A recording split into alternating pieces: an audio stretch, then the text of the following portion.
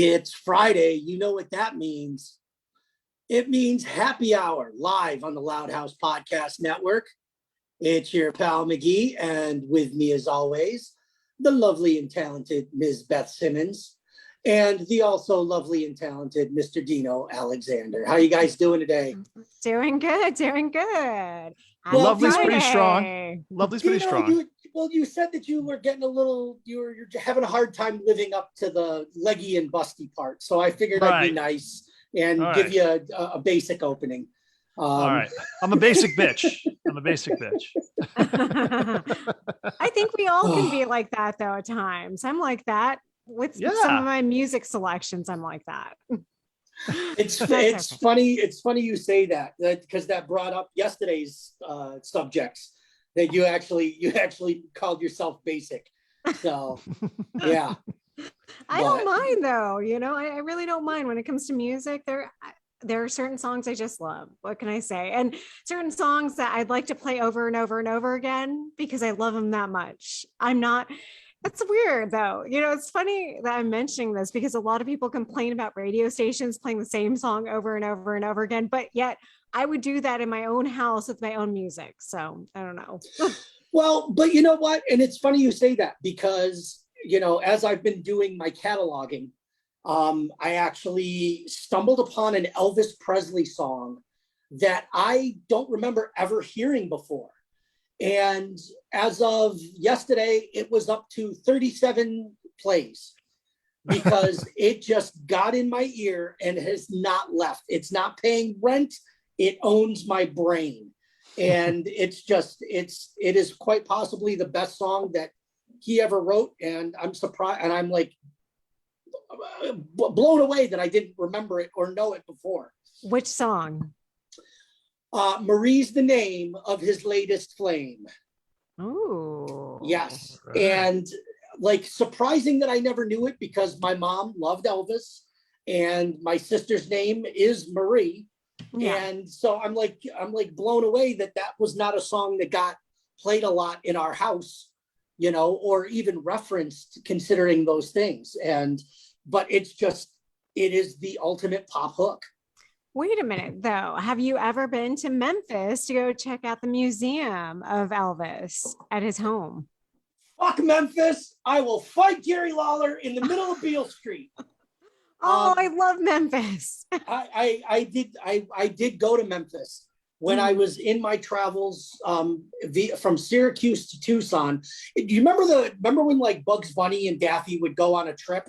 And the line that would go would be in circles and spindles and whatever. It made no sense to get from point A to point B. Yeah. That was my trip from Syracuse to Tucson. Rather than going straight across, I went to Huntington, West Virginia. I ended up in Indiana. I ended up down in Louisville, Kentucky, went to Chattanooga, Tennessee. And then I said, I'm going to go to Memphis on a Saturday night. And everything about Memphis just sucked. No, I had a miserable, don't say that.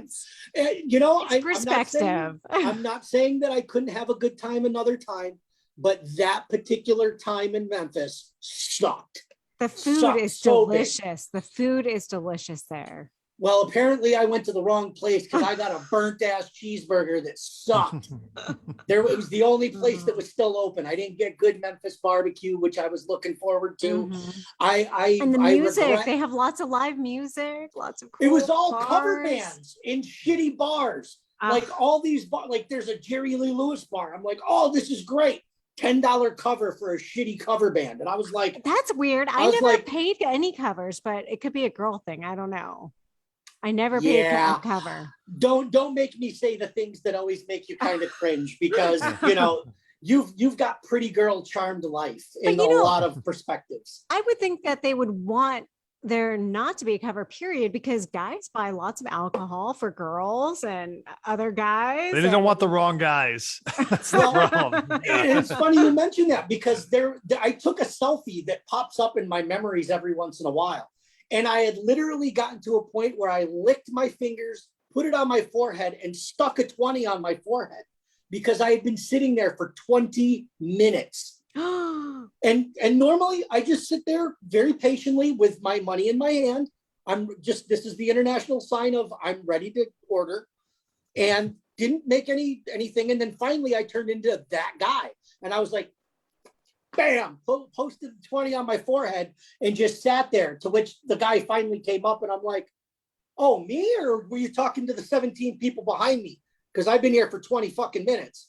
Like, I get it. You're busy, but let me tell you, I've been a bartender for 25 goddamn years, and nobody has ever waited 25 minutes for a drink when I'm behind the bar. It depends on where you go, though. Oh, for you. Yeah, that makes for me, sense. nobody's ever waited 25 minutes to get a drink from me. That was one of the things. I may not be the best. I'm not the guy that's sitting there, stirring the drink and, lighting shit on fire to make it better. But if you want a beer and a shot, you're going to get it pretty goddamn quick. I'm a speed bartender, and I'm accurate.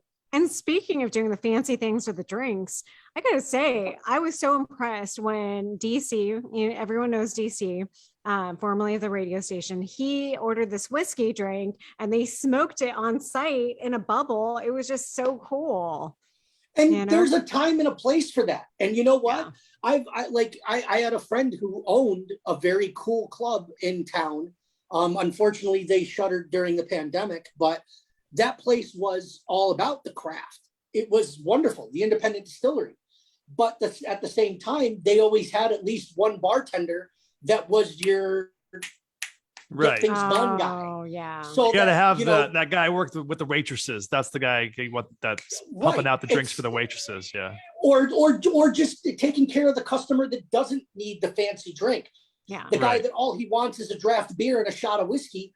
You need the bartender that's going to just knock all those people out, so that you don't have, the whole bar just sitting there stagnant while one guy is sitting there making a drink that takes 5 minutes for every drink. And believe me, it is a talent. It is a talent. It was a show. I'm not trying to say anything disparaging, but for every one of those, you need at least one guy or girl that can just sit there and knock it all out. Well, that's why you tip extra for those types of drinks. You give them the $10 bill. Thank you for the show that you just presented. Absolutely. And there is a talent and a science to it. And a lot of praise to all those bartenders that do those craft drinks. Tom Cruise. Exactly. But even Tom Cruise wasn't that big of a craft guy. Yeah. He was all about the spinny shooting. It's a show, but What show or what movie was that with Tom Cruise? Cocktail. Oh, I'm gonna have to watch that movie. You've never seen Cocktail? Watched that movie? I've never seen Cocktail. You've heard the Beach Boys song Kokomo, right? Yeah, who hasn't? That's from that movie. Yeah, I didn't know that. Basically, it's kind of funny because so the first bar that he works in was a TGI Fridays in Midtown Manhattan. And he says, part of his whole thing is that he's got this business plan to have this bar/restaurant in every shopping mall in America. And that's pretty much what TGI Fridays did.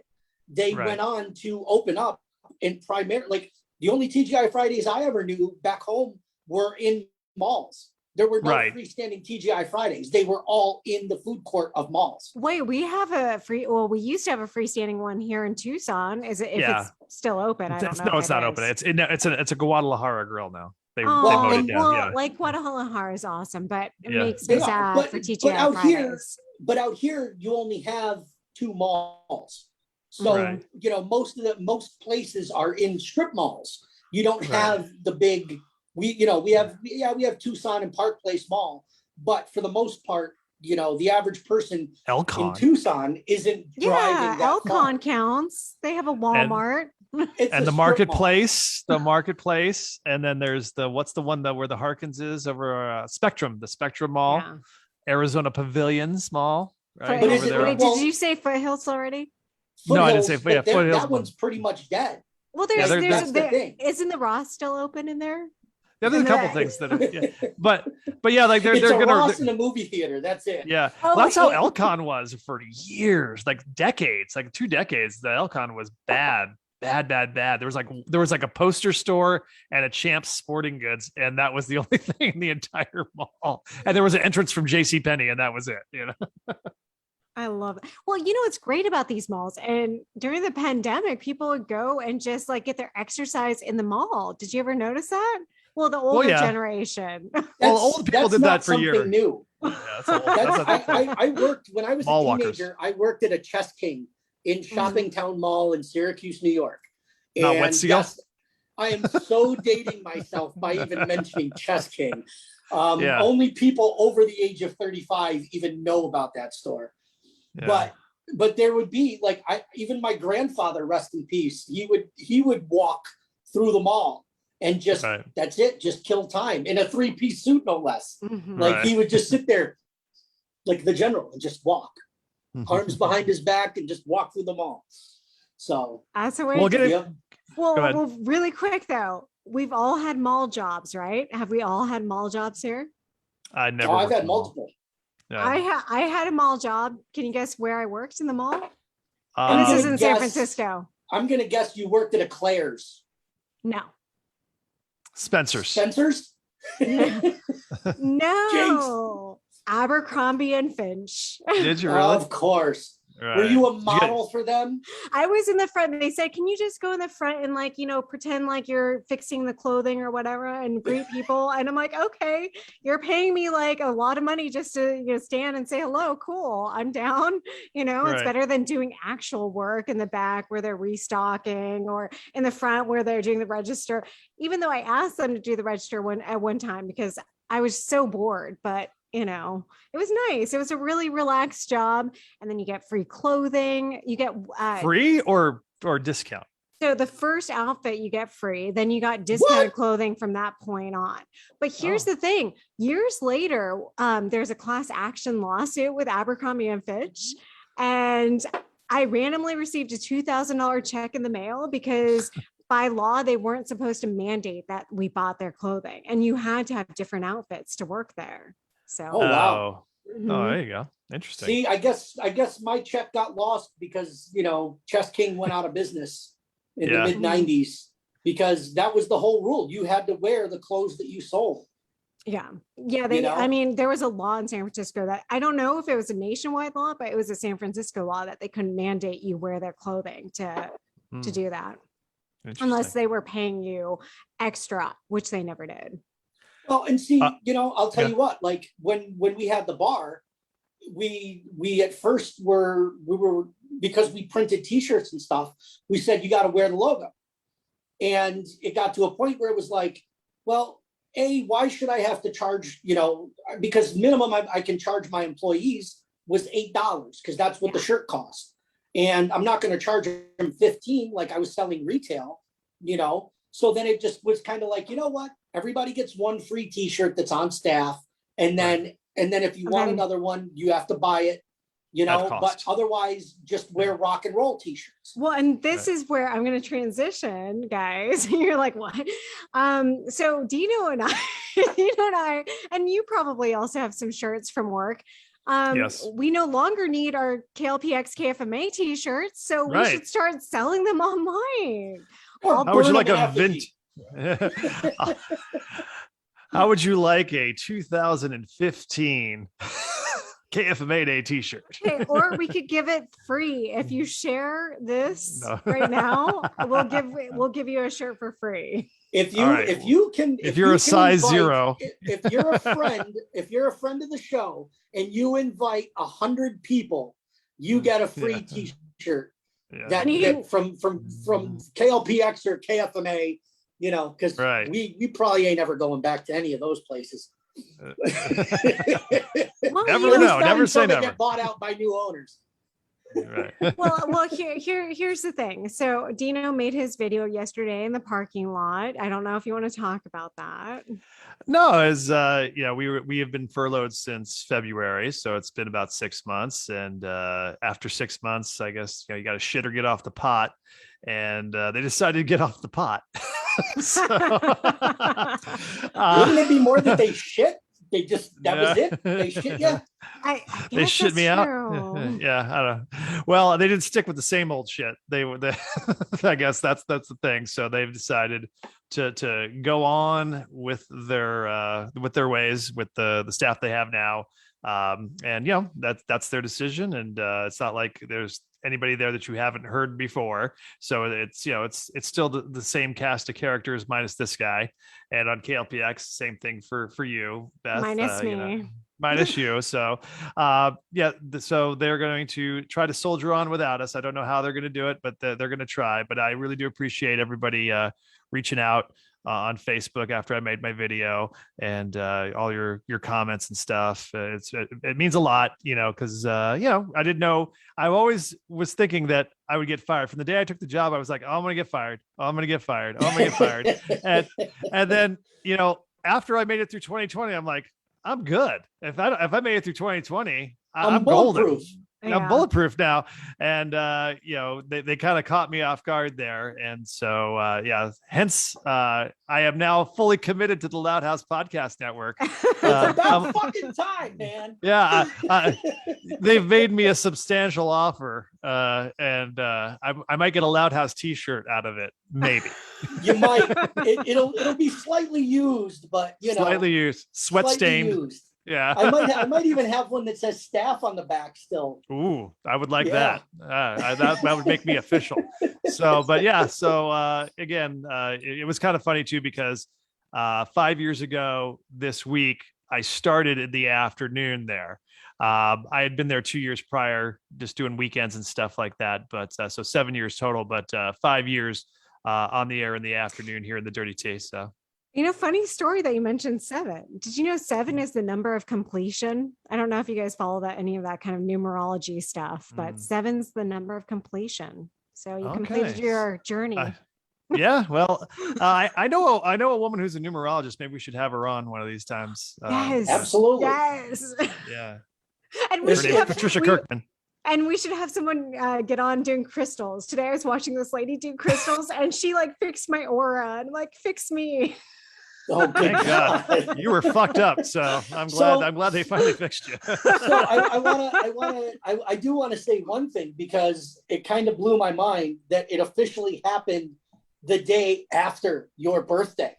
It was, the timing is impeccable, because those of us that were furloughed before you, we got fired about a week before Christmas. Right. I was just like, wow, I wonder if he who remains nameless actually waited an extra day just not to fire you on your birthday. Well, I'm not sure exactly how that all worked out. Yeah, because I've known that that it was in the works for the last week or so. It's just a matter of singing up the schedules to do the paperwork. But it was the day after my birthday. So 50, I'm not feeling that great. My life's half over. And then, oh, hey, by the way, here's a phone call for you. It hasn't been the best year so far. 50's not looking really awesome right now, but we'll see. I think it can. Yeah. Okay. So if I do get that programming director spot, which who knows, you never know in this world. We all get hired? I'll hire you guys. You'll be my first hires. There you go. You're blowing out everybody. That's good. No, I'll add you to their show. So if there's an afternoon person, you Mike, you could do afternoons with someone, or Dino, and if there's already a morning crew, I'll throw you on the mornings. There you go. I like it. Hell, give me overnights. Give me carte blanche, midnight to 6 a.m. 7 days a week. Safe harbor. We gotta, we have to have safe harbor for all the language. Mm-hmm. I'm a good boy when I'm on commercial radio. Right. This is world. Totally different. I can fuck bomb everything in the Loudhouse world. Right. and have. And will continue to. So go ahead. Well, I was going to say, I don't know if I should go into it. So during this period of time, so I've known for a little bit, I had a feeling, sometimes you get a gut feeling on things. So I started actively. Yeah, it could be the crystals telling me. I started actively searching for work 2 weeks ago. And within the past 2 weeks, I've had 3 companies from the Bay Area, San Francisco Bay Area, look at me.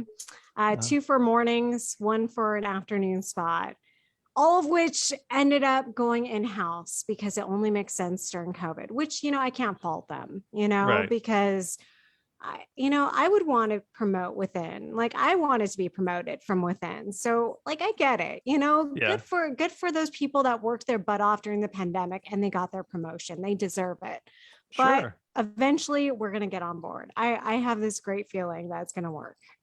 Something's going to happen, something soon. And, who knows? Radio, podcasting, maybe we'll all hit the lottery at the same time. I mean, who knows? Anything's possible. I'll tell you what, even our good friend of the show, a former program director of mine that I have been friends with, he even said, he goes, "Hey man, I'm the last person on my station. It's strictly streaming.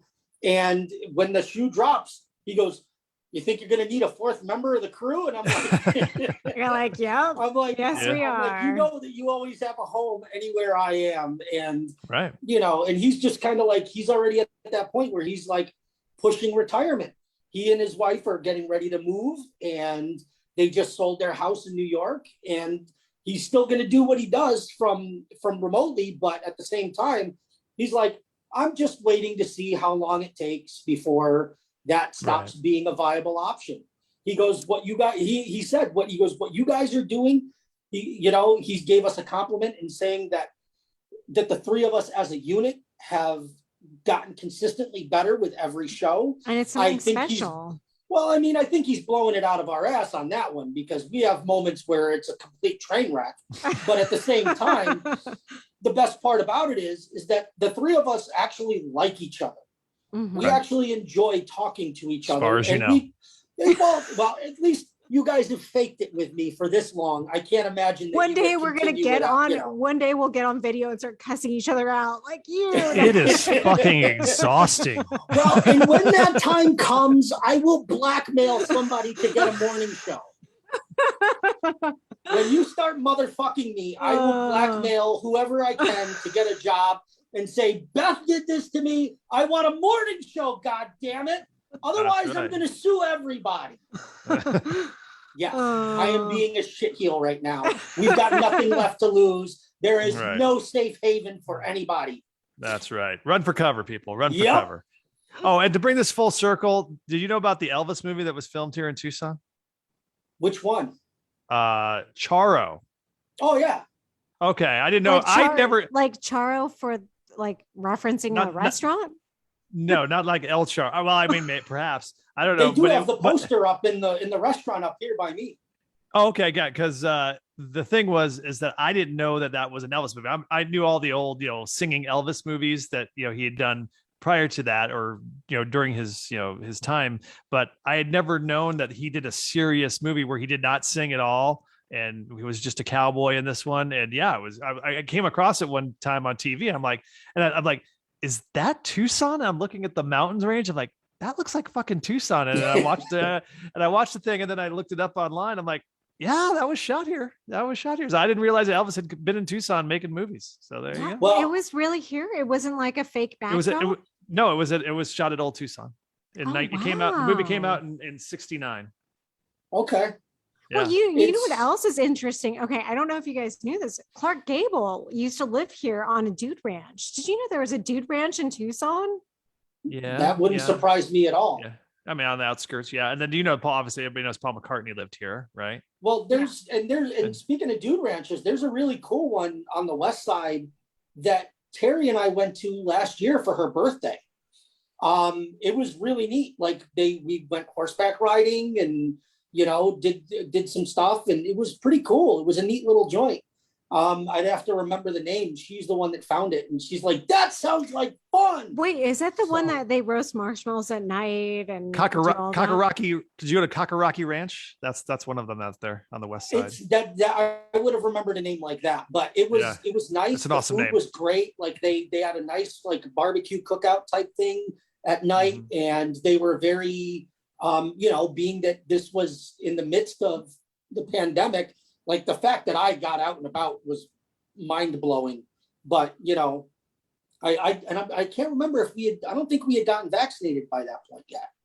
But it was one of those things where we just kind of took it for what it was, and everybody was socially distanced, and I wore my mask the whole time. And I forgot to put the illusion that I've got a microphone that works. Okay. But it's interesting you mentioned the vaccination part of things, because one of our big stories today is all about vaccination. Yeah.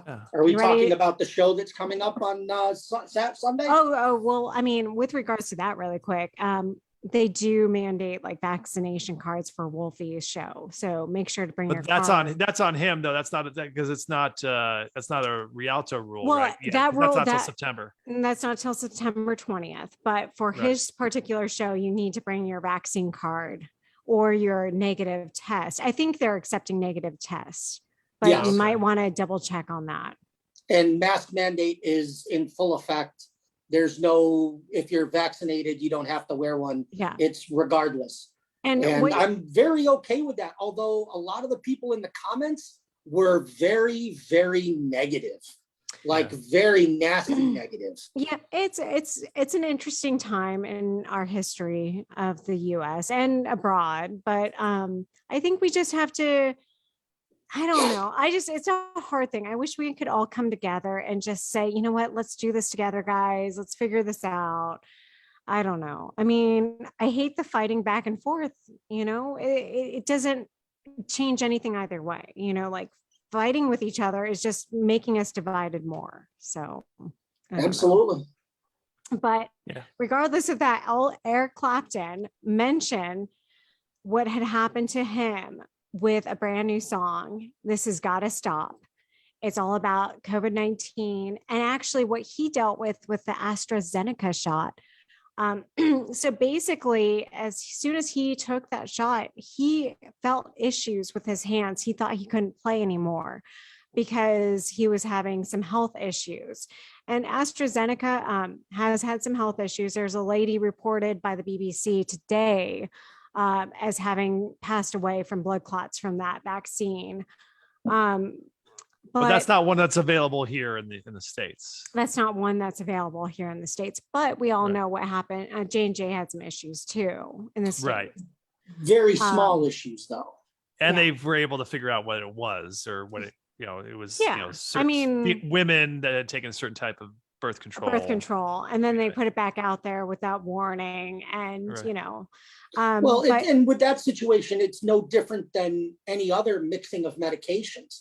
There are certain medications that you cannot mix together because it will have negative effects. It's a not an uncommon thing. And technically they didn't know prior, It's not like it was some, it's not like it's, this is going to kill every woman it's a specific drug interaction that, and if you watch enough TV with commercials, 95% of the medications that they're hawking to people do have negative effects with other medications. Actually, it's very interesting. I want to mention this too. There is now a, how you watch TV late at night and there's a commercial that comes up and it says class action lawsuit. There's a class action lawsuit if you had a family member or a significant other pass away due to COVID-19. There's a lawyer taking on cases.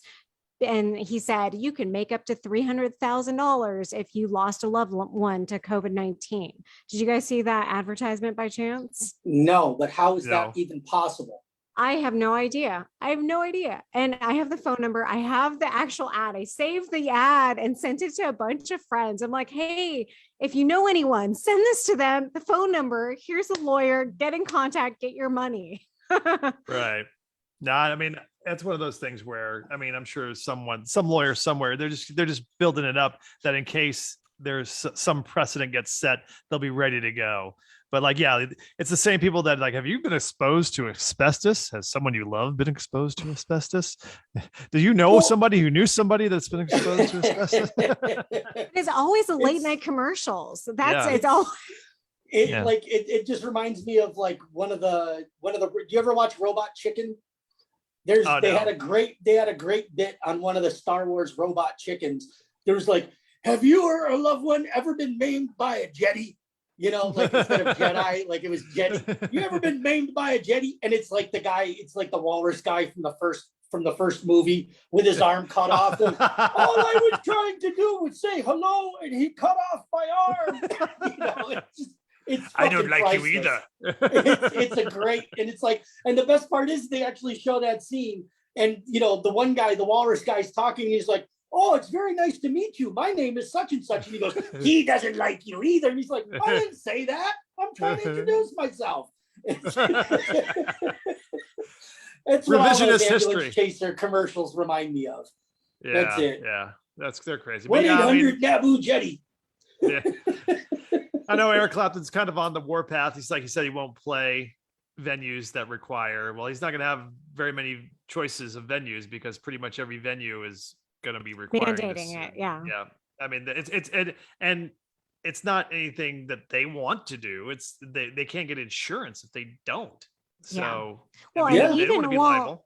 Well, They want to do everything that they can that show that they try to provide the safest place possible. Well, even there is a concern that insurance companies will say if you're not vaccinated that you have to pay a higher premium. People are now wondering what's going to happen with that because I don't know if you read in the news this past week, I think it was American Airlines that said, if you want to be unvaccinated with our company and continue working, you must pay an extra $200 a month for your insurance. I'm not sure on the airline or the company, but yeah, I saw that. I think it was American. Yeah. Well, I mean, if you're a smoker, you got to pay more. If you're, certain people, if you have diabetes, you pay more. I mean, it's just, that's just the way it goes, So have either of you two ever had polio? The shot, yeah. The shot. Do you know anybody that's ever had polio? No. Okay. Get the fucking shot, people. It's no different than fucking polio. It's gonna save your lives in the long run. That's it. I don't know. So Clapton doesn't want to play anymore because he doesn't want to have to wear a mask or make people wear masks. Okay, don't play, Clapton. We already had 50 years of you. Go away. Oh, come on. I love him. You're either part of the problem or part of the solution. So if you're going to be part of the problem, you can't fault him because he had an allergic reaction to it, a really bad reaction to it. And that's sad. And that's too bad that he had that issue. The problem is that he's one of a very small amount of people that may have had that issue. That being said, part of the problem with society as a whole today is that rock stars and actors and just people of no substance have so much power over the average person that because such and such says this, if Tom Cruise says this, then I gotta believe it. And that's the other thing. It comes down to people need to not listen to others and do their own research. That's what it comes down to. If you feel uncomfortable or you change your mind on anything, do your own research either way, because you can't follow the crowd. You can't follow celebrities. I mean, half the time they'll say something and they know it's false, Well, and you know what? Those ambulance chasers, they're saying, did you or a loved one die from COVID-19? Go sue the assholes that were telling everybody that it shouldn't get the vaccine, that it's dangerous for you, that they're putting a microchip in your ass. All this nonsense. Sue those people because they're the ones that are causing the problem. They're the ones that are convincing people that, that they're tracking you. Bullshit. They got a phone. Well, they can find out all your information. You have a phone. Absolutely. Everybody that's got a phone, any dirty thing you've looked at, the government knows everything that you've ever looked at on your phone. Period. And if they don't, they can very easily. I will say, I don't ever want to be a society where there's a social credit score similar to that of China. That's a scary thought in the future. I mean, think about, there was a man who was interviewed on CNN not too long ago, and he said because of the social credit score system in China, he couldn't enroll his kids into private school. He couldn't leave the country. If you do one thing that's against what they say, that's scary, right? That's scary. You have to think about that too. But at the same time, like I seriously I compare it to the polio vaccine or the smallpox vaccines. These were things that killed people or maimed them severely. Yeah, you know, that is true. and they came up with a cure. They fixed it. Okay. The sad part is it didn't mutate anymore. Exactly. They killed the thing. However, if we get to a point, the thing is, it's still out there in the world. There are cases of smallpox that have popped up in the last 10 years because all of a sudden some soccer mom thought that she was smarter than the goddamn scientist over the last 50 years. Well, the problem is, kid's not getting it.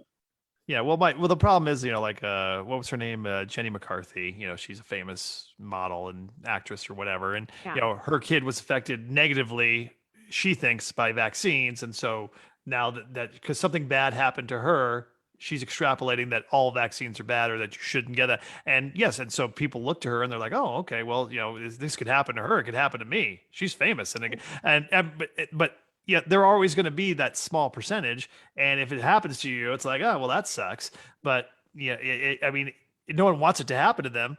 But to say that, you know what, because my kid or because it happened to me, that, everyone else who gets the shot is okay, or most, 99.9% of the people are fine, that we should need to stop because I'm that 0.1%, then, that's a little scary too. Well, and that's the thing. Like, I think as a whole, you can't generalize anything based on one small experience. But I also believe, okay, because I have friends on both sides, so I'm like the neutral person. I believe that, people should be allowed their choice, but with your choice, be accepting of the consequences. Yep. And the consequences is you're not going to see Eric Clapton or Wolfgang Van Halen. Yep. That's true. And that's it. And that's the high and low of it. And it's something that you have to accept if that's the route you're going to go. Don't get mad. Okay, all those people that are now upset that they can't go see Wolfie on Sunday because of the mandates, it's not even the Rialto's fault. It's Wolfgang's choice. I have a whole tour that I have to go to, and I'm mandating on the small part of my tour where I'm playing the small clubs. This is what I ask for. And he can't make that demand when he's playing with Guns N' Roses the next day up in Phoenix. Yeah, because it's not his show. He's just a guest on that show. And it's understandable what he's doing. He's already had a COVID scare while on tour, so I get there. That. You go. Right. And it's they've had to cancel dates. And it's one of those things where it's just like, if you want to be part of the community, then you need to protect the community. Okay. If I've got a cold, and I used to hate this as a bartender, because I always used to get the college kids that would be like, oh, I'm sick, I need a shot of whiskey. And I go, idiot, you're getting higher education. Whiskey is not medicine. It's not going to cure your cold. Instead, what you're doing is you're coughing in my direction, which means I'm going to get sick, and then I'm going to get my kids sick when I go home. So stay your ass at home, buy a bottle of whiskey and drink some chicken soup, and you'll be done. I will say, I think we've all been guilty of that. And not because I intentionally went out, but I went to Mexico on spring break and got sick in Mexico and still went out. And all my friends were like, keep drinking, you'll be fine. And like my fever went down. I felt great. And it wasn't until after the trip that it all hit. All right. So I mean, I'm done with my political rant. It's not even political. Yeah, we just need to stop. It's not political. Yeah, I'm not talking about it anymore. So let's. Yeah, I'm done. It's we're not changing anybody's minds. Mike, you went on that entire rampage there. The person who's still not going to get vaccinated, still not going to get vaccinated. That's because I'm not Jenny McCarthy. Yeah, if I was Jenny McCarthy, maybe I'd get a little bit more, maybe somebody'd listen to me more. Okay, I have to say this really quick. And okay, this caught me today. Do you guys go on Clubhouse at all? No. I don't even know what that is. Clubhouse is a platform where people engage in different conversations. Sometimes there's like a group of 200, sometimes 1,000, whatever. So there was this one group today, and the ladies they're like, who wouldn't date is there anyone in this room that wouldn't date someone who's vaccinated? And this lady's like, I won't ever date a vaccinated person ever, and if they tell me they're vaccinated, they need to be out of my life. I don't even want, I just thought that was a little extreme though. You know what the funniest part? Sides. The funniest part is the same people that don't want to get this new vaccination all have, and they talk about the cards. I had a little blue book that stated every single vaccination I got as a kid. I wish I had that book. I don't have that book. I'm sure that my mom probably still has it in a shoebox somewhere in her house. But like, we had a blue book and we took it to the pediatrician every single time. Right. And the doctor signed off on what I got. Oh, he got his polio. Oh, he got his smallpox. Oh, he got his measles, mumps, and rubella. Okay, he's got, oh, he had chicken pox at age 12. It gives you everything. It's there. Why? Because if it ever came into question, you can show, look, it's not me. I'm not the reason why this situation happened. Right. So I don't know. Moving on. I have to say that funny part though. I thought that was weird to decide to date someone or not date someone based on that. I mean, if they have a good personality and they're good inside, what does it matter? And if they're good in bed. Yeah. But the deal breaker for me, Dave fucking Matthews. Never again. Never, ever, ever, ever, ever, ever, ever again. That's it. Okay, Dave. What about a vaccinated Dave Matthews? Will you allow that? No, not Dave. Dave Matthews fans. Oh, okay. I will never all the guys in the band. Another Dave Matthews fan again. Never. All right. Got it. Okay. All right. So what else do you want to talk about? That's too funny. Okay, well, I think we should move on to our next topic of the day. Well, actually, really quick, little update. I know we are getting off COVID, but just to let you know, Paul Stanley tested positive for COVID, and so did Kid Rock's band. That's a shock that Kid Rock got tested positive. Yeah. I am. Yeah.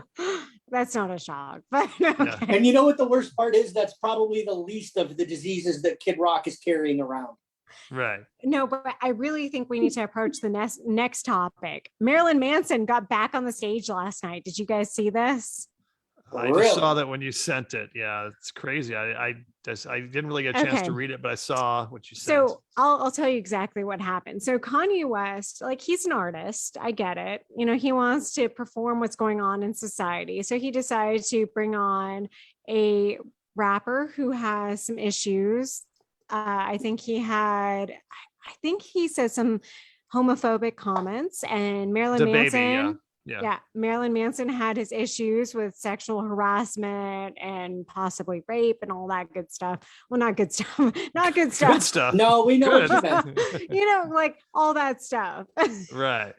And so he decided he was going to do a whole scene of his show surrounded on cancel culture.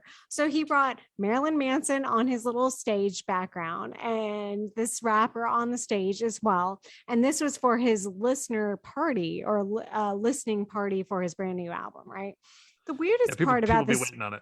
Yeah. The weirdest part about this whole thing is, so he had a wedding scene with him and they think Kim Kardashian, but if you looked at the other one, I kind of wondered if it was Kim. I don't know if it was. I still don't know.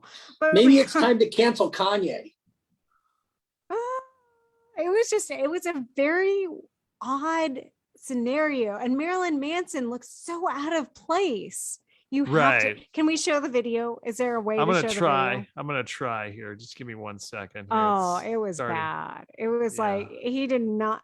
I don't know why he agreed to this. I mean, Kanye must have paid him at least $500,000 to do this, because why would you do this? What he did. Okay, so let's go for it. Let's see if it goes. All right. Okay, turn off the volume though. Turn off the volume. Turn it off. Okay. Yeah. This isn't real. I think there's no music to it. It's one of those stories. I think it's going to be a picture show. So okay, this is from walking. Mm-hmm. All right. Yep. And this is all happening in the Superdome. Oh no, at Chicago. It's in Chicago. Okay. Mm-hmm. Okay. I should have sent you another video, because when you saw Marilyn on stage, he looked so out of place. He didn't know what he was doing. It was just a bad scene. He doesn't know. Yeah. He's just there. Yeah. Okay. There's a little bit of, so they come out of the house.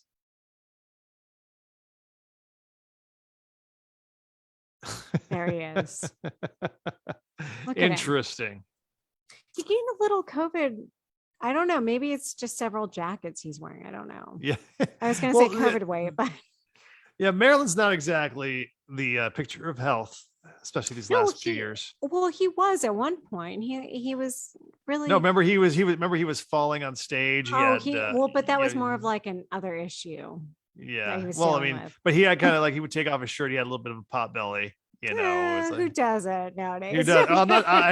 Hey, listen, but yeah, I mean, but I'm not taking my shirt off on stage either. So it's a dad bod. You know, the dad bod became very popular during COVID. Come on. People say I've had a dad bod since 2007.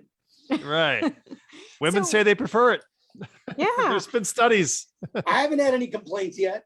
So here's the thing with Marilyn going on stage. I mean, how much do you think Kanye paid him to do that? Because I think it was a bad choice. I mean, he's in such a sticky situation. You should not be doing this.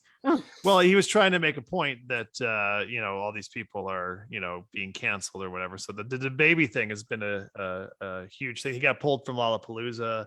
He got, so he's been in the news quite a bit as well. And so, he's kind of grouping them all together. Like, oh, this guy's bad. So supposed to be bad. So's this guy. Let's obviously he's making an artistic statement. So, well, my take on this is that cancel culture, it depends on sometimes it does get out of hand. There's a difference between canceling somebody for something that they said in a different context of a different point in time.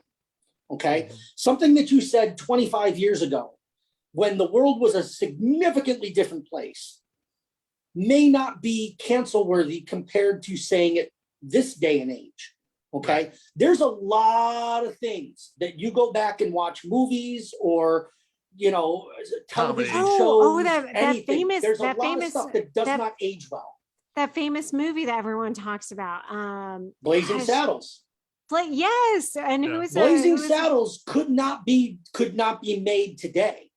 Right. The thing is that people who get and that's a great example because the people that get offended by Blazing Saddles 45 years later almost, because that came out in like the late 70s. Yeah. They don't realize that wasn't completely written by the little old Jewish guy, Mel Brooks. The guy that wrote half the jokes that are racially insensitive was Richard Pryor. And Richard Pryor was supposed to star in that movie, except for the fact that the studio would not let him play that role because he was too controversial at the time. That's why Cleavon Little got the role. Now, I couldn't imagine anybody but Cleavon Little playing that role ever since because he was absolutely perfect in it. But Richard Pryor wrote a lot of those jokes. He helped write the screenplay with Mel Brooks. Wow. So getting mad about that movie, that's a point in time that if you take it out of context, you can't wrap your brain around it completely. Fast forward. Marilyn Manson isn't getting canceled because he said something. Marilyn Manson is getting canceled because he may have physically abused, sexually, and just beat the shit out of women that are finally coming out. That's significantly different than an out of context, off-putting joke. Okay. Right. There's a difference between someone in the 90s using terms like fag or whatever bad words that are now inappropriate. I hate to say it, but one of the guys that got canceled, Louis C.K., he had a joke that said he missed that word because he never used it in terms of talking about a gay person. Right. And I know that. Well, you saw that that's not how we used it. But Matt Damon's in trouble for that lately too. Have you seen that? Matt Damon said that his daughter told him that was a bad word, or that so he said that I've taken it out of my daily vocabulary because I used to use it all the time. Right. Yeah. So, but now people are mad that he was even still using it. But at the same time, if somebody is trying to better themselves by changing their behavior, by changing the way that they speak, by actually learning about cultures outside of themselves. Okay. Like I have a very good friend who is a lesbian in a married relationship. And she is my go-to person when I need to learn something I don't know, because my children are growing up in an era where their fellow students are starting to change their pronouns, are starting to change their behavior and how they act and how they feel.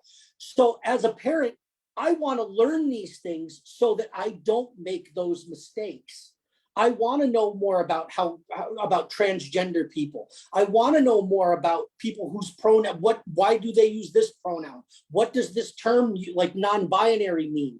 I don't know, because I didn't grow up with it. So I'm trying to better myself by learning those things and by not using terms that may be offensive now that weren't offensive 25, 30 years ago. And that was a problem with our grandparents' generation and even sometimes our parents' generation, because they didn't want to make that extra effort to figure out what's changed. I know for my grandmother, she said like years ago, said things that I'm like, whoa, I can't even believe it. Yeah, I mean, my grandfather was Depression era Irish and used terms like, the Chinaman. You don't say things like that anymore. It's totally culturally inappropriate to talk like that. It is horrible. But he was 85 years old, grew up during the Depression. That's what he knew. That's how he was raised. He didn't know better, and that generation was not willing to change. I still remember being mortified because he introduced me to the gentleman that built his garage, and he kept calling him Josie. The man's name was Jose. And at 14 years old, at like 13 or 14 years old, I'm apologizing to this man saying, sir, I'm so sorry that my grandfather has not figured it out. He did that. And I don't think that my grandfather was being malicious in doing so. Right. He didn't know any better. He didn't have the knowledge. So I apologized to this man who had to be in his 40s. And I said, I apologize for my grandfather. Clearly your name is Jose. I am so sorry that he's mispronouncing your name. Thank you for being a better person and understanding that you're dealing with an old white guy. Thank you very much. And your work is outstanding, sir. I'm 14 saying this to this poor man. And he's just sitting there going, I'm getting paid. I don't care. I'm making money off of this. I deal with it. And he shouldn't have had to. But unfortunately, in 1987, 88, when that was happening, 1990, he just sucked it up and went with it. We don't live in that culture anymore. So canceling people for being rapists, pedophiles, doing horrible things, fuck them. You shouldn't have done it. Getting mad at somebody for making a movie in 1975, get over it. It's something that can't be changed. Going back to the Louis C.K., he was canceled more for than just the verbiage that he used. He was also canceled because of what he did in the hotel rooms. But absolutely, with regards, they were consenting adults. Yeah, they were, but still, I mean, they felt the pressure because they thought he would help their careers. No means no, but you gotta say no first. Well, and at the same time, it's in that situation. You said something very key. They thought he would help their careers. But also, I need you to keep this in mind. If you're in a situation where you also don't want to open your mouth because it could affect your career because you're in a small industry, you won't say anything. And we all know what that's like. Well, maybe you guys don't. I don't. No, but we know your story, and believe me, we're on your side with it. It's you shouldn't have to be in that position. There's no reason why anybody and the people that were above you should not have allowed you to be in that position. That's on them.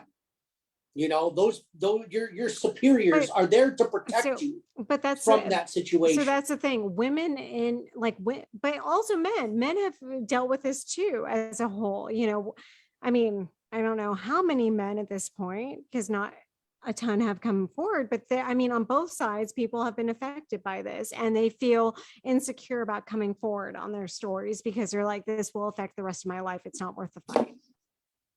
Well, and you know what? I've always been, maybe it's just because of the fact that I was the older brother and had two younger sisters and my mom without my dad being around. that I always felt particularly protective over the women in my life, whether it be physically or just even somebody speaking to them inappropriately. You and I have had this situation, Beth, where I reached out to you and said, I noticed that this was being said. Do you feel comfortable with this particular person saying this particular thing? Because if not, I'm going to get shitty about it. And you said, don't worry, I've got it handled. Yeah. If something gets out of control, you got it. You're a strong, independent woman. You don't need me to protect you. But at the same time, as your friend and colleague, I would be willing to take that hit so that you don't have to be the bad guy. Definitely, when I was younger in my career, I did need that help. And back then it was a different time in radio. And with that particular scenario that you've talked about multiple different times, the guy that was in question was a fucking coward for not standing up on your behalf.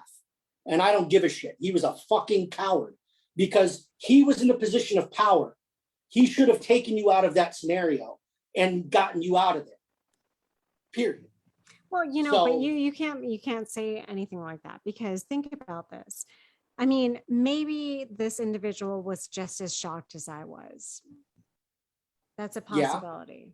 Yeah. And the reaction should have been, thank you, Beth. Why don't you go out and take care? I'll deal with this. I'll do this interview now. Okay. Where, it may have put you in a position where you didn't get the rock star interview, but at least you didn't have to hear him make another comment like that.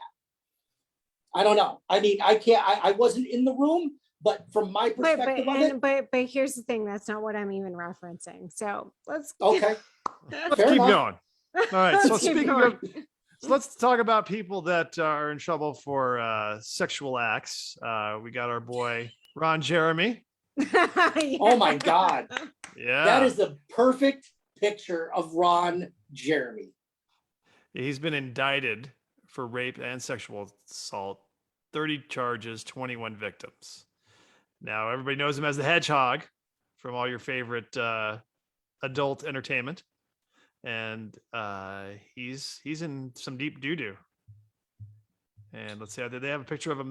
There's a picture of him behind the glass I saw. Maybe it was a different article. But yeah, he doesn't look like he's having a good time being locked up. That's for sure. By the way, I want to mention Paris said dating sites let you list your vaccination status now. And most people list it and do care about it. I just want to mention that was our freaking idea. We had that idea.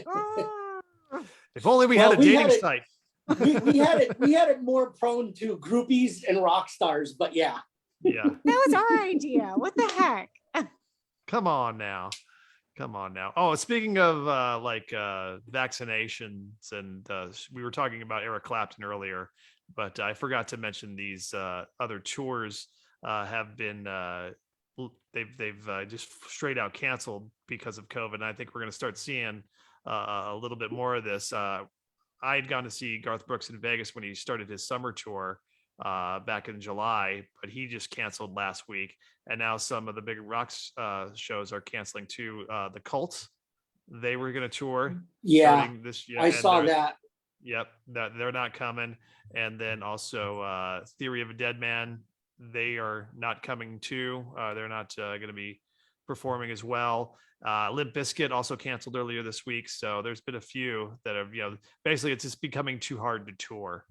And I was talking to someone who works for management for a lot of these bands, and they're just like, yeah, it's if they can't stop, every 3 hours, like you're in a city and they can't travel to the next town, which is 3 hours over, because there's different rules and there's different and they're having to, not play shows because people are getting sick in the crew and in the camp, then it's financially unsound for them to continue. Now, are these people getting sick in the camp because they're not, like, the venues aren't abiding by the rules and doing the masking, right? Yeah, like vaccine? Exactly.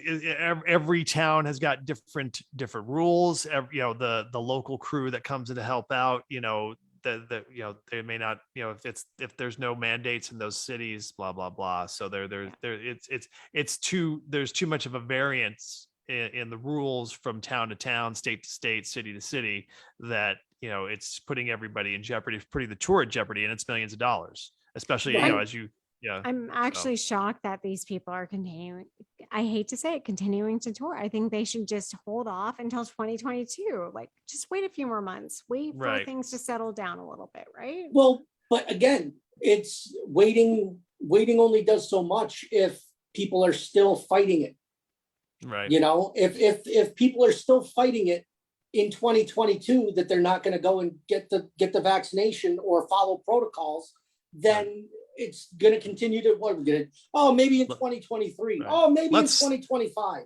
Yeah. Let's stop. We all know the rules. So Right. we're all big boys here. Well, no, and I agree. It's going to be tough because we're even dealing with it in our own state.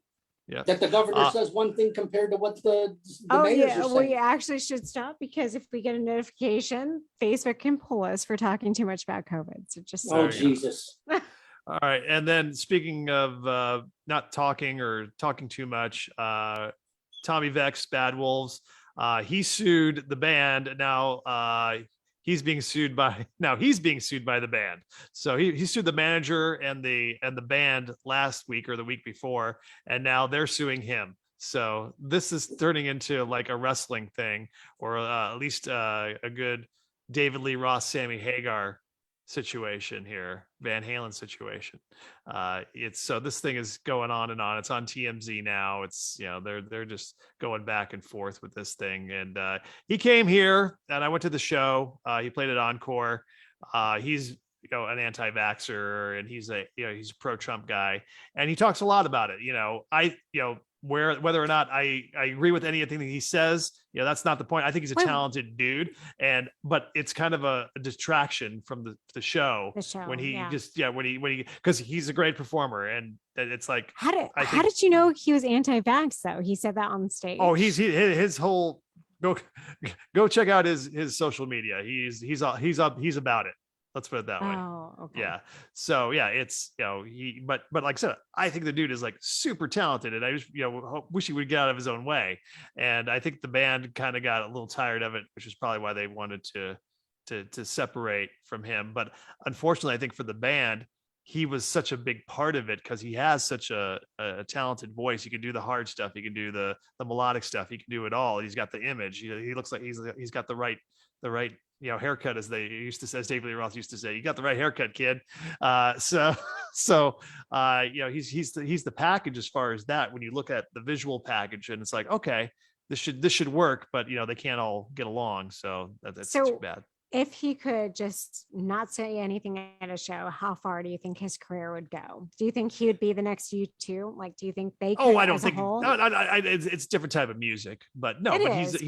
So I think that it's going to be more difficult for him now. I think it was better with him in the band, as they had built a little bit of a following, and it was kind of getting bigger and bigger and bigger. And I just think now, on both sides, it's kind of too bad. Now, Bad Wolves hasn't put out any new music with their new singer, but apparently from their social media, that looks like they're going to be doing that pretty soon. So we'll see. But the Tommy Vex guy, he had a pretty distinct voice, and so it'd be interesting to see how that's going to what they're going to sound like now with this new guy. It's not too late for them to mend fences. I mean, actually, there's a few bands that haven't mended fences. Exactly. It doesn't always work, but it's going to be a little while. It's going to be a little while before that goes down. So yeah. But here's the thing: you think about Jeff Tate and his band, right? And they haven't mended fences at this point. But that was a serious argument. This is, I think they can get over this one. Right? Well, yeah, I mean, I think they can too, but it's going to take a while. And it looks like they're both moving forward. Yeah, and Tommy Vex is saying that he's having trouble moving forward especially because he went after the manager, who's Alan Kovac. He's kind of a big time, guy. He's managed Aerosmith and some other big name artists, and now he's saying that he's being blacklisted. Blah blah blah. And I actually do believe he is probably being blacklisted. I mean, yeah. But talent wins out, like I said. But sometimes, like I said, if the people can't handle the message, the other that goes along with it, I mean, it happens. Yeah, like Sinead O'Connor. Sinead O'Connor. She rips up a picture of the Pope on Saturday Night Live. You're gonna get that, and she was right all along with all the sexual harassment lawsuits that are coming forward now. Like, no one should have treated her that way. Right, but I mean, in the moment and at the time, It makes me so mad. I wish I were a powerful person back then. I would have been like, I'm with you. Let's do it together. Well, and it doesn't in that situation, it didn't help that you had somebody on the level of a Frank Sinatra threatening to have her killed. Like Frank Sinatra threatened to have Sinead O'Connor killed for ripping up the picture of the Pope. Right. You know, like that's well, okay. But he's old guard. It's no different than someone saying that these days. A Ted Nugent saying something, or he's an old guard guy. But maybe some new guys wouldn't say that. She could have been more tactful in the way she presented the material to the audience. Right. She could have been like, she went for the shock value. Yeah, she went for the shock value. She could have just said, I just want to tell you guys, I know that there's some issues in the church. People have been, whatever's been going. She could have just said it, but no one would have listened. You're right. She needed the shock value. So sometimes you can't be tactful. Yeah. Some people you can whisper in their ear. Some people you got to hit them with a brick. And it's catch a brick, bitch. Yep. I'm just trying not to get us kicked off after my two previous rants. So about yeah. No, and it's funny. It's funny. I never knew, and I saw a pop-up talking about that. I'm like, oh, we got to get off this topic. Anyway, another topic of people saying things and then people getting all butthurt on social media. Last week, Gene Simmons said that Dave couldn't cut it anymore and it wasn't going to be on the tour. And now Gene apologizes to Dave. Finally. Yeah. You know what it was? That Dave didn't send him a birthday gift. That's why he apologized. He's like, I think Dave's pissed at me, so I have to do this. That's probably what happened. So I mean, they're apparently they've mended fences. Paul Stanley tried to stay in the neutral ground, saying that Dave's a great performer and gosh, he's Diamond Dave on stage every day, blah blah blah. But Gene kind of had to eat a little crow, and he said, "Oh, I didn't know what I was saying, and it was taken a little bit out of context." But he said, "I shouldn't have come off like that." So Gene Simmons trying to stop the bleeding, I guess. Yeah, it was all a work. Not from his mouth. Yeah, it was all a work. He was trying to drum up clicks. That's all. No, right. I think it actually was a thing at one point, but I also believe that Gene realized he went too far, and partially because I guarantee you David Lee Roth did not wish him happy birthday. I will put money on that. Who wants to bet me on that? No. Sure. If I had money, I don't know if you heard about my recent Facebook post, but money's hard to come by. and I've been unemployed a lot longer than that. Right. Apparently, you can't afford sleeves. You can't afford sleeves for your shirts. That's these are your sad times, guys. Sad times. All right. Well, all right. I think this should be our last story coming up here. We all know about the Nirvana cover, right? Oh, we're gonna bring up the baby. I'm surprised because Mike didn't want to talk about it yesterday. I didn't want to give him any more press than what he already got. Screw that. Well, you but it's funny because we were just talking about the Pope and the child exploitation and blah blah blah. Well, this guy, the Nirvana baby, he's now suing Nirvana after all these years, 30 plus years. But he has gone on he has done like pictures again, like he's recreated the picture a bunch of times. Yeah, he has recreated the picture. So here's the problem with his argument. He's saying that he had mental, issues with this, it affected him throughout his life. Well, like you said, you wouldn't recreate the photo. But then his excuse is, well, I recreated it, but with my shorts on. Right. Yeah, it's bullshit. He recreated it I think he did it one time when he started a band. No. It was a few times. It was like 4 or 5 times. He did it several times. I know. Yeah. And every time he did it, it was to try and promote something that he was doing, to try and get his name back out there and try and use it as publicity for himself. And then all of a sudden now he's offended by it all these years later. And the biggest thing was, from what I understand, he was pissed that his family got paid $200 for the picture 30 years ago. They should have gotten But- more. And Well, I but mean, nobody knew it was going to be one of There- the biggest albums of So there- rock and roll history. yeah, but there was an article stating that, I mean, even though they got paid $200, there is no form stating that they got paid $200 and they released it.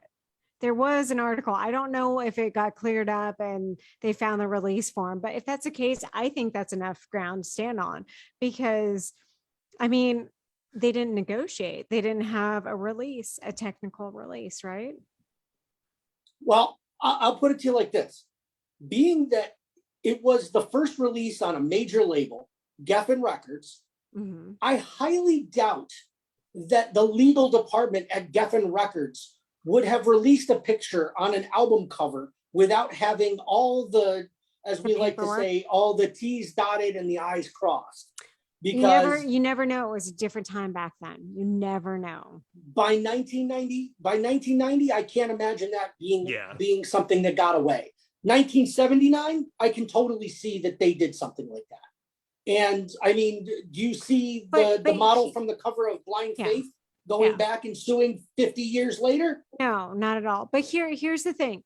All he wants is 150,000. Give him the money and say, be on your way, sign an NDA form and all the things and say goodbye. They can afford $150,000 just And you to know make a what? problem go away. It's funny that that's what he's asking for, because it goes back and it's funny because if we were talking with Justin Credible again, he could back it up. There was a time when any time a wrestler got poached from ECW that went to WCW, Paul Heyman would file a lawsuit for $200,000 against Turner. And the reason why was because it was mandated by Turner executives that any lawsuit under $200,000 was to be settled, because it was going to cost more than that to go to court. Fight it, yeah. So he got a cut check for $150,000, $200,000, and that would fund he would pay off all the wrestlers or the fees for whatever for the company off that $200,000. So every time he would file a lawsuit and he'd get $200,000 and it would pay the bills and get everything covered. And that's all this idiot's looking for. He's looking for something to pay off his bills for the next couple of years. And you know what? There is a big part that, yeah, it would be easier to just settle. Then there's the principle of it that just says, fuck this guy. I'd rather spend $300,000 to bury him for coming after us again. But more than likely, they'll sign something that says he can never sue about this album cover ever again. Yeah. And that he can never take a picture with the cover, Mhm. can never use it as publicity for himself. I think that's ever the way to again. go. That's the way to go, honestly, because in this situation, he's been profiting in his own way with the photo for years. Right. For decades. Right. For 3 decades. Yeah. Fuck that So, dude. Fuck that dude. It's a cheap deal, right? Because Yeah. here's the thing. If he was really mentally harmed by it, you wouldn't recreate it. You just wouldn't. Right. You would No. be so mad. You would have been arguing as soon as like 14, 15. You would have said to your parents, I want to take them to court. I'm mad about this. It's ruined my life. You Right. know? Yeah. But- Yeah. Where's has he been in therapy about this? You know, all yeah, of a where's sudden- the proof of they're gonna need Yeah. the therapy proof? Yeah, for And sure. I mean, in hindsight, was it a bad idea? Yeah, it was a bad idea. I always felt uncomfortable with that. I don't need to see a baby. But it was pee-pee art. on a friggin' But it was record. but it was art. It meant that this is innocence and it's chasing the money, you know. That Well, yeah, and- okay, yeah. And yeah. yes, the metaphor of it, I get Yeah. it. And it's the same, but it's right up there with the Blind Faith album. The Blind Faith album for years has been criticized because it's a prepubescent girl naked on the cover of a record album. It's Wait. Is this the Bumblebee girl? No. Blind Blind Faith. Faith, not Blind Melon. Blind- Blind Faith I was was thinking- Eric Clapton and Steve Winwood. and Ginger Baker. Oh, I was okay. Sorry. I thought you said Blind Melon. Nope. Well, I find the Bumblebee girl offensive. I hated that video and I hate that song. I love her. No. I still love that fucking song. hate it. And the sad part is that's like the worst song that they ever wrote. It's like not Right. their best song. Like all the rest of their material is awesome. Oh, They were come a very on. underrated band. I love that song. Oh, it's not a bad song. I'm saying out of all of their songs, it was the worst one. They had so many better songs Okay. off their They're like- albums that They're like it's extreme, depressing. like it wasn't representative of their catalog. Yeah, you know? more Right. than words. So you're saying Yeah. more than words wasn't enough for you? It was the worst song that they ever did, and there are so More many than good words? songs. More than words? I hate that song. I love. There's plenty of I like extreme the songs song, that but I it's like, but the I song is definitely see garbage. why it's not. Yeah, I like the song, but it's definitely not representative of what they did for the most part. They had those two songs that were kind of acoustic, but the rest of their stuff was kind of like prog metal, you know, a little bit. Nuno Yeah. Betancourt is one of the most underrated guitar players out there. He's amazing, amazing. Gary Sharon's a dude. great singer. They were a great band that put out that had a lot of good material, but all we know of them is what was radio friendly, and that's the stuff that sucks. You Right. know, Not as much as So- Blind Melon, No Rain, but whatever. I still like No Rain. It's a good song. It's a good song.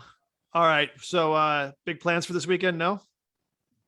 It all depends on whether or not Rialto Ross takes care of us. Yeah. Yeah. I'm waiting. He'll be at work tomorrow, so he can let you guys know tomorrow. I even told Junior that when he comes back on Sunday to bring his vaccination card, because he's one of the He's gonna tickets need I'm that. looking for. I want him to go. Is His he- first concert was Van Halen, so And- proper that his second one is Wolfie. and he's Yeah.